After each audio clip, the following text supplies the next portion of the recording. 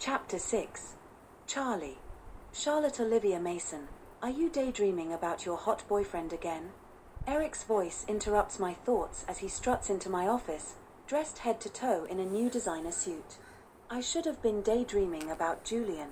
Instead, I'm reminiscing about my trip to Hawaii. It seems like a lifetime ago when, in fact, it was only 2 months ago. No, sorry, I mumble. Just remembering the long walks on Waikiki Beach while watching the sunset, the non-stop cocktails, and spending time with my cousins. Right, your trip. Eric air quotes, still annoyed I didn't take him. Why aren't you daydreaming about Julian? If I had a man like him in my bed every night, I'd never get to work on time. My cousin's wedding at the top of Diamond Head was nothing short of magical. I couldn't have envisioned a more romantic backdrop of sweeping views of the Pacific Ocean with gorgeous blue skies above us.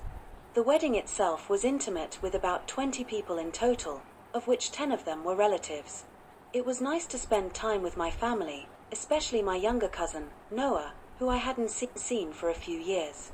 We escaped the boring family sightseeing and opted to scuba dive instead. We swam with sea turtles, an amazing experience which I'd love to do again one day. We got drunk, and luckily he's of drinking age now, a total playboy at the clubs we opted to hit at night, but nevertheless, I enjoyed the entertainment. Despite the holiday being exactly what I needed, I missed Julian. From the moment I landed, we have been inseparable. Making up for lost time, we spent a good portion of it in the bedroom, but of late, work has pulled both of us in different directions. Okay, you're doing it again. Charlie, snap out of it.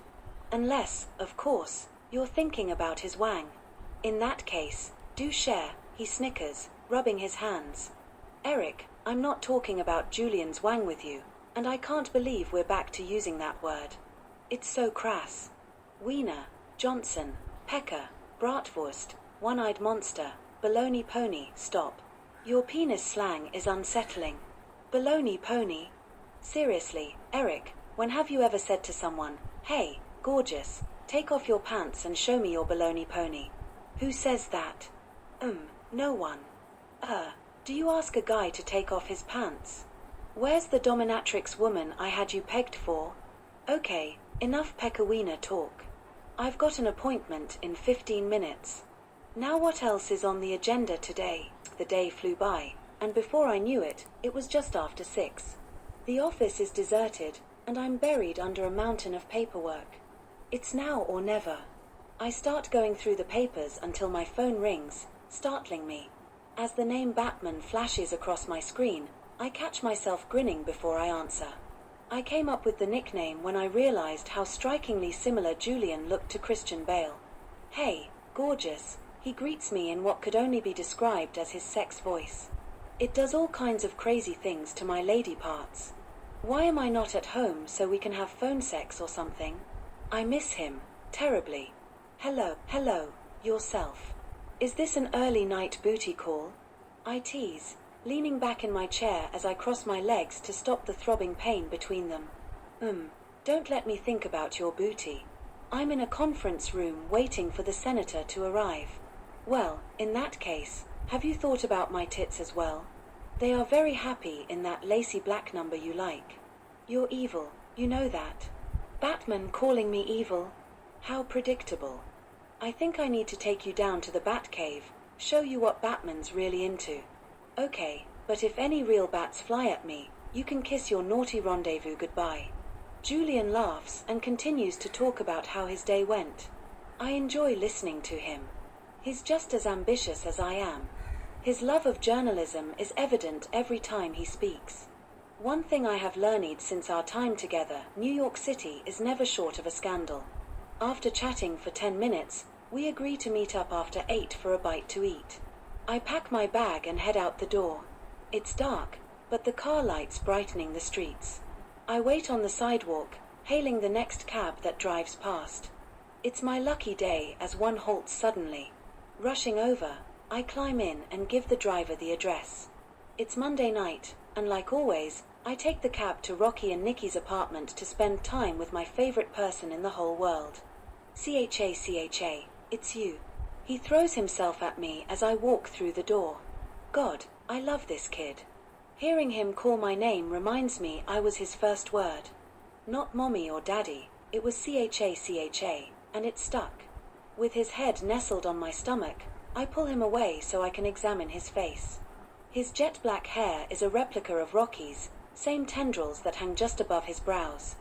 But it's his cornflower blue eyes which make him the spitting image of Nicky. Tiny freckles cover his nose, his big smile contagious with his missing top teeth. I plant a kiss on his nose, embracing him again. Of course, it's me, silly. Like his dad, Will talks a mile a minute, from everything about school and what happened to his best friend's dog, to the latest episode of Star Wars. It's an overload of information, especially from a 7-year-old. Monday night is our night. I come over after work, spend some time playing with him or doing homework, and then reading a book to him in bed. It only takes him 10 minutes to complete his homework before he climbs into bed, where I take my usual place beside him. What's this book about? I ask when he hands me a book. A prince, but he's kinda a bad guy. He loses his princess and has to search everywhere to find her. But he fights all these monsters while hunting for her. He also has this superpower that he can read minds. Great, one of those stories. I put on a smile and open the book to chapter 1. By the time I get to chapter 4, Will's eyes are drooping. I know the signs when he's close to falling asleep. CHA, do you believe in fairy tales? You're never too old to believe in fairy tales, I whisper back. Do you hope your prince will find you one day? I close my eyes for a moment, not wanting to explore the question. With a knot forming in my stomach, I quickly come up with an answer, hoping to veer off this topic. I don't know if I need a prince, maybe just someone who will love me. With his eyes drooping further and a yawn escaping his mouth, he murmurs his last words of the day before falling asleep. I love you, CHA. I'll be your prince if you can't find one. It's moments like this that completely melt my heart. The love from a child is unconditional and the most precious gift anyone can give you. I'm not one of those needy women wanting to find a man, get married, and get knocked up, but there's a part of me that aches for that type of love with the right man. Placing a kiss on Will's forehead, I put the book on his nightstand, covering him with his blanket. I switch off the lamp, then tiptoe to the door and watch him. He looks so peaceful, his eyes fluttering every so often, and his tiny snore can barely be heard. My heart wants to burst with how much love I feel for this kid, a love tinged with longing. As the knot begins to grow in the pit of my stomach, I close the door and leave to meet Julian. You smell good, he murmurs, leaning in to place a kiss on my cheek. Is that how we're greeting each other now? Because if we are, you smell good, too. He leans in further, and whispers, if I greeted you the way I want to, we would be kicked out and arrested for indecent behavior. Oh, come on, let's try that, I taunt him, playfully. YOLO. Eric is warping your mind. I know. It was his word of the week last week, but let's get back to you taking me on the table, don't tempt me. Pulling away, he grabs the menu. I do the same, covering my smile as his words linger. Damn, I'm all kinds of hot and bothered now. Why do we have to eat? Given that I haven't seen him in a week, we should have had dinner at my place followed by him taking me on all fours. Enzo's is a small restaurant in Little Italy. It's a traditional Italian trattoria with checkered tablecloths adorning the small tables. Candles are lit, and soft piano music plays in the background. The waiter has a very authentic thick, curly mustache and plays the perfect part of the Italian host. I'll have a Budweiser and the lovely Charlie will have a margarita, please. What can I say? I'm a sucker for punishment. Julian smiles with a slack expression, stroking my hand with the tip of his finger so effortlessly. My insides are doing a happy dance, missing his simple touch and how he makes me feel with just one smile. As for the margarita, it's all fun and games now, but wait until I wake up in the morning with a splitting headache. It's all about pacing myself. I can do this. We finish our first round of drinks before our meals arrive. Once again, our conversation steers toward the past. Julian grew up in a small town in North Carolina with his mother and sister. His dad left when Julian was 3, and he never saw him again. He went to Harvard where he studied journalism, then met Serena, his girlfriend at the time. He thought she was the love of his life, but she changed colleges, and they couldn't do the long-distance thing. Have you thought about contacting her? I ask him, curious, or should I say social media stalk her? I did think about contacting her for a while, but I moved here, and well, life became hectic. I heard from a friend that she's in Boston, but I think the book's closed on that one. If it were meant to be, we'd have worked it out back then. He lays his hand on mine, again, gently caressing while he seductively stares into my eyes. My body starts to tingle all over, sex goosebumps as I like to call them. It has definitely been a while since someone made me feel this way. My mind is going crazy wondering if it would be too slutty of me to say, hey, let's skip dinner and do it like they do on the Discovery Channel. I've been spending way too much time around Eric. Enough about me, he says, thanking the waiter with a smile as the food is served. What about you? I believe I have one get-out-of-jail-free card. Yes, and I believe you used it last weekend. Oh, that's right, when you fucked me in your bed. Oh no, wait, was that the time against the wall? No, my bad, it was when you did me on your kitchen counter. I tease in my sexiest voice as I run my foot up his leg. Nice segue, but you ain't getting out of this. I want to know more about you, Charlie. With a small pout, I give in, noting to keep the information to the bare minimum. Well, I told you I grew up in Carmel. I honestly never figured you for a California girl. Why did I think you were from Phoenix? I don't know. Why, don't I look like I'm from California? Because I'm not wearing Daisy Dukes with a bikini top? Carry on, smartass. I went to Carmel High. My dad was a truck driver, so he was on the road a lot. It was just my mom, my older sister, and lil old me until my sister left to go backpacking through Europe when I was 14. Mom and Dad split up when I was 13, then Mom moved back to Cuba to take care of my grandpa, who was really sick. The rest is just a drunken frat night margarita haze before I landed here. Somehow, I can't imagine a drunken Charlie in college. Why is that? You're just so, together. In complete control of your life and every aspect of it. I'll take that as a compliment. And back home? No serious boyfriends left behind? He questions as I shuffle uncomfortably. How were you not taken sooner? How are you not taken? It's impossible to argue with a lawyer. Seriously, how did Charlie Masen not break any hearts in Carmel?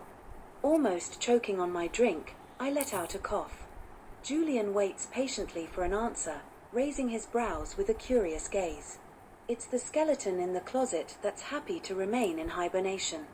Tonight isn't the night to bring up the past, but we're at that point in the relationship when past relationship conversations are inevitable. Shrug it off, Charlie, it won't invite any more questions. I shift my eyes to the painting on the wall, unable to make eye contact. I dated a few guys in high school. There was this one guy my senior year, the typical high school crush type of thing, I say, followed by a casual laugh to lighten the topic. Julian can sense my discomfort, moving on to another subject rather quickly. We chat about his career, the stories he has covered and, of course, we have a heated debate about American Idol. I enjoy his company, and for rest of the night, we don't stop laughing at the stories he tells of when he first moved to the city. I'm not sure if they are that funny or the margaritas have gotten the better of me. We take a cab back to my place where he makes me forget the world exists. Twice. When I wake up in the morning, Julian is long gone having to catch a red-eye to DC. My head is pounding, a string of loud thumps making it impossible to open my eyes. Damn that visit to Margaritaville. I never learn my lesson, assuming I'm mature enough to handle the hard liquor. The alarm on my phone rings, and I somehow manage to hit snooze. I fall back asleep until the ringing starts again, and Coco decides my face is a good spot to get comfortable. This time, I ignore snooze and make a mental note just to set my alarm later tomorrow. Why do I waste my time hitting snooze 1,000 times when I could have slept in that extra 20 minutes uninterrupted? I drag my tired self into the shower, get changed, and head to the office. Updates, please. Don't leave a single thing out, Eric exclaims the second I set foot in my office. There isn't much to tell, only mentioning how great Julian is and the fact that I drank an entire year's supply of margaritas. My head is still pounding to a point I swear I can actually see my pulse throbbing out of the corner of my eye. Eric's high-pitched voice and thirst for information doesn't help calm the storm brewing in my head. You're my source of amusement, Charlie. I live vicariously through your sexcapades. I don't know why, You're 21 and look like an Asian version of Zac Efron. I should be living through you, I point out.